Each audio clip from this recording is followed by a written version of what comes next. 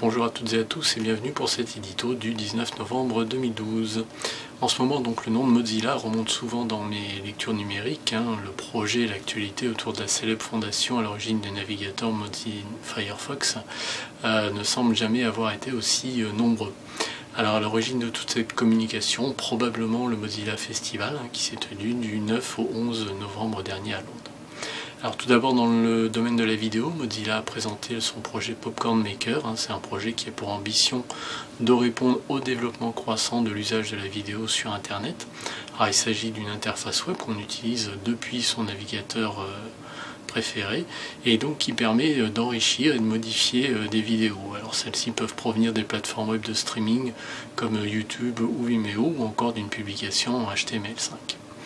Alors il vous est possible de modifier vos vidéos pour y ajouter toutes sortes d'annotations ou encore des informations visuelles en provenance du web, comme des cartes Google Maps, des extraits de Wikipédia, des tweets, etc. Alors le tout s'utilise comme un logiciel de montage classique, mais avec une approche web pour les contenus insérés. On peut également supprimer des passages ou rajouter des pauses dans la vidéo. Alors j'avoue avoir trouvé la solution simple à utiliser, bien que je sois habitué à ce genre d'outil. Maintenant, si l'outil est sympathique, il reste une preuve de concept à la recherche d'une finalité. Un autre projet mis en ligne permet aux internautes qui le souhaitent de participer à une série de défis qui, une fois réussis, vont leur permettre d'acquérir des badges qui vont donc refléter leurs compétences acquises en matière de web.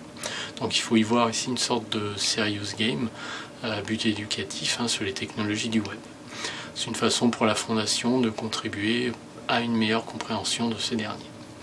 Mais si le développement d'un web ouvert et respectueux des standards et de la vie privée des internautes reste la finalité de la Fondation Mozilla, il n'en demeure pas moins que son influence va en diminuant. Alors, jusqu'à présent porté par le navigateur Firefox, ce dernier peine à être présent sur les terminaux mobiles, que ce soit les smartphones ou les tablettes. Ces outils sont en effet de plus en plus utilisés aujourd'hui pour accéder au web. Et là, ce sont les iPhones et Android qui mènent la danse en imposant leur propre navigateur. Alors, si Firefox est disponible sur Android, il faut néanmoins que l'utilisateur procède à son installation. Donc de fait, les parts marché globales sur le web de la Fondation sont en train de s'effriter rapidement. Alors, c'est dans cette optique que Mozilla a lancé son projet Firefox OS, qui est un système d'exploitation pour smartphone destiné aux marchés émergents comme le Brésil.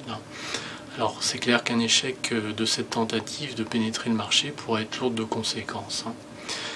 Concernant Firefox OS, il est désormais possible depuis peu de le tester grâce à une extension que l'on ajoute à Firefox et donc qui émule le fonctionnement de Firefox OS.